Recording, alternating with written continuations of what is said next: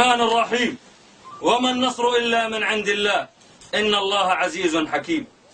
نعلن عن تشكيل لواء الصحابي جعفر الطيار التابع للجيش السوري الحر في دير الزور، والذي يضم الكتائب التالية أسمائها: كتيبة الحمزة، الله أكبر. كتيبة أبو عبيدة الجراح، الله أكبر. كتيبة الحارث، الله أكبر. كتيبة زيد بن حارثة، الله أكبر. كتيبة المهاجرين، الله أكبر. كتيبة أسود الجزيرة والفرات. الله أكبر. وإننا نعاهد الله العزيز الحكيم على أن نكون جند أوفياء لحماية شعبنا الأبي الأعزل الذي ينشد الحرية والكرامة والعزة ويرفض الذل والهوان.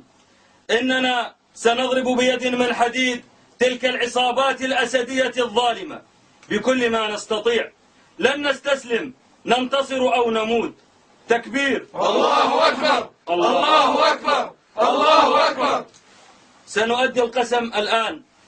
أقسم بالله العظيم، أقسم بالله العظيم، سوف نستمر في كفاح أهل الخيانة، سوف نستمر في كفاح أهل الخيانة من الجيش والشبيحة والعصابات، من الجيش والشبيحة والعصابات، ومن وقف معهم وساعدهم، ومن وقف معهم وساعدهم بعزيمة لا تلين. بعزيمة لا تلين. وعاشت سوريا حرة أبية. وعاشت سوريا حرة.